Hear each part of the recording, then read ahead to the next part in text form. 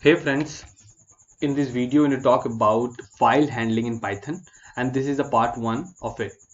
In this video we're going to see why file is introduced. In the first case, why file is introduced. The next one is what is file path. The next one is operations on file, and the next one is types of file. What are the types of file that we are going to use in the future? So starting with why file is introduced in Python. So the first reason and the very important reason is that we know that अभी तक हम लोग क्या करते हैं, अभी तक हम लोग इनपुट लेने के लिए हम लोग पाइथन में इनपुट लेने के लिए इनपुट फंक्शन का यूज कर रहे हैं. Till now we have used input function to take some input in Python. We are using the keyboard manually.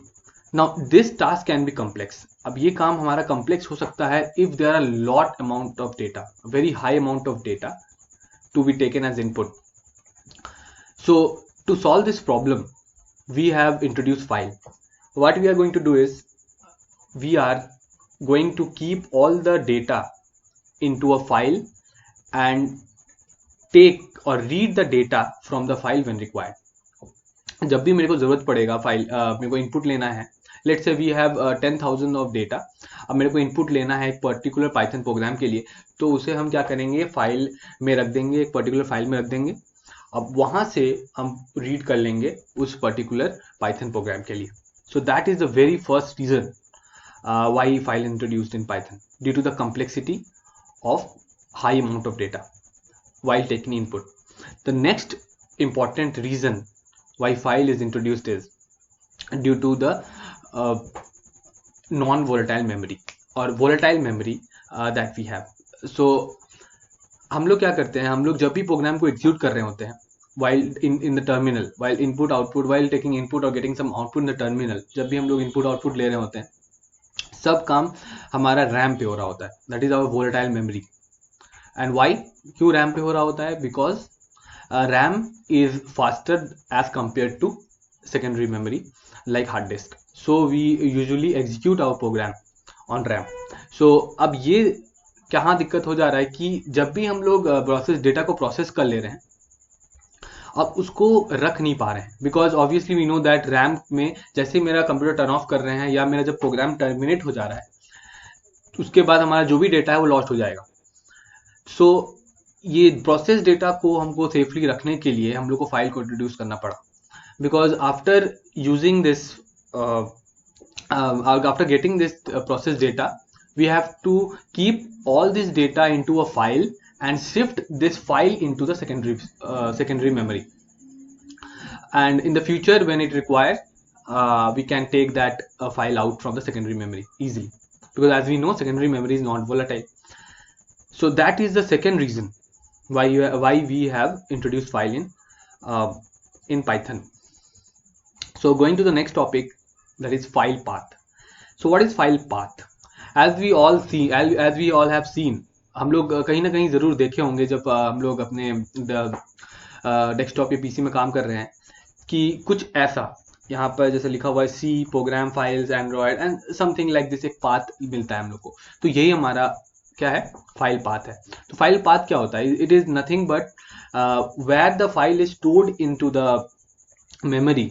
It is just the path, that is the address of it.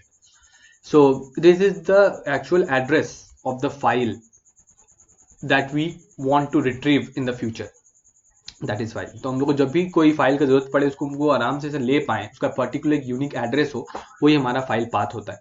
तो file path दो type का हो सकता है. That is our absolute path and our relative path. So absolute path क्या होता है? Absolute path is the complete path. ऐसे याद रख सकते हैं आप लोग कि complete path. That is, it always contains the root and the complete directory list to specify the exact location of the file. का मतलब क्या होता है? यहाँ पर क्या होता है कि रूट से, रूट इन द सेंस कि हमारा पूरे एकदम स्टार्टिंग पॉइंट से रूट, यहाँ पर एक्चुअली जो फाइल हमारा स्टोर होता है वो as a tree hierarchical order में होता है, ट्री के ऑर्डर में होता है. तो उसमें जो टॉप सबसे ऊपर में जो हमारा रहता है फाइल या फोल्डर जो भी है, वो उसको हम लोग रूट बोलते हैं. तो उस पर्टिकुलर से उस फाइल जहाँ पे है, उस पर्टिकुलरली हर एक पर्टिकुलरली फोल्डर के अंदर जाके हम लोग जो चीज देखते हैं उसको हम लोग यहाँ पर लिखते जाते हैं by using backslash as a delimiter.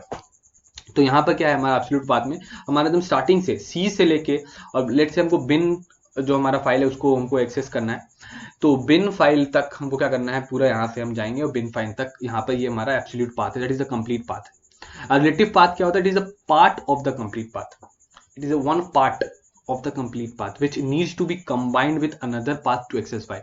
अब ये क्या है, ये एक पार्ट है, कंप्लीट पार्ट मतलब एब्सोल्यूट पाथ का एक स्मॉल पार्ट है, सबसेट है, जिसको हम लोग ऐसे यूज नहीं कर सकते हैं, उसको हमको कोई एक पर्टिकुलरली कहीं पर उसको अनदर पाथ के, उसको हमको क्या करना पड़ता है, ऐड करना पड़ता है, उसके बाद यूज कर सकते हैं उसे। यूजुअली ऐसे रॉ हम लोग इसको यूज नहीं कर पाते। सो that is the absolute part and the relative path. I hope आपको क्लियर हो गया होगा क्या होता है एब्सोल्यूट एंड रिलेटिव पाथ। यहाँ पे एग्जांपल्स आप देख पा रहे होंगे कि एब्सोल्यूट पाथ में सी, प्रोग्राम फाइल्स, एंड्रॉइड स्टूडियो, बिन, ये हमारा क्या है, ये कंप्लीट पाथ है बिन तक का। बट यहाँ पे जो रिलेटिव पाथ है इसमें एंड्रॉइड स्टूडियो और बिन, ये बस उसके लास्ट के 3 डायरेक्टरी, लास्ट के 3 फोल्डर्स के बारे में बताया गया, या लास्ट के 2 फोल्डर के बारे में बताया गया, तो ये कंप्लीट पाथ नहीं है, तो ये हमारा रिलेटिव पाथ हो गया। सो आई होप ये चीज क्लियर हो गया। Going to the next topic that is the operations on file. So operations on file को आप कैसे समझ सकते हैं, आप इसको एक नोटपैड जब हम लोग खोलते हैं, नोटपैड या बुक या कॉपी जो भी ले लें, उसको हम लोग जब जो काम उसमें हम लोग कर सकते हैं, कॉपी एक ले लेते हैं, उसमें हम जो काम कर सकते हैं वही काम हम लोग फाइल में भी कर सकते हैं। Let's say we have a copy and what we can do, we first have to open the copy. Exactly तो यहाँ पर भी हम लोग फाइल को भी ओपन कर सकते हैं। तो नेक्स्ट वर्ड क्या कर सकते हैं, वहाँ पे हम लोग अगर मेरे कॉपी में कुछ लिखा हुआ है तो वहाँ पे हम उसको रीड कर सकते हैं। तो यहाँ पर भी फाइल को भी हम अगर कुछ लिखा हुआ है फाइल में तो रीड कर सकते हैं। नाउ अगेन अगर हम चाहें तो कुछ में राइट भी कर सकते हैं कॉपी में, तो वहाँ पर यहाँ पे हम फाइल में भी राइट कर सकते हैं। एंड आफ्टर दैट अगर हम रीड कर लिए, राइट कर लिए, अब उसको क्या करना है, लास्ट एट द एंड हम लोग को क्लोज करना पड़ता है कॉपी को। And here also we have to close the file. इसके बारे में डिटेल वे में हम लोग बात करेंगे आगे वीडियो में, जब हम लोग इंडिविजुअली पढ़ रहे होंगे टाइप्स ऑफ फाइल को। Going ahead with the types of file, now we have this 3 major type of files, and that is the text file, binary file and CSV file। so text file and binary file एक type में आता है, CSV file एक अलग type में आता है, जो हम लोग आगे बात करेंगे फर्दर वीडियोज में। इस वीडियो में हम इसको बस एक इंट्रोडक्शन फाइल हैंडलिंग की तरह रखे हैं, एंड नेक्स्ट आने वाले वीडियो में हम लोग इन डिटेल वे में ईच फाइल के बारे में बात करेंगे। अगर आपको डाउट हो इस पर्टिकुलर वीडियो में तो कमेंट में पूछे, एंड थैंक्स फॉर वॉचिंग।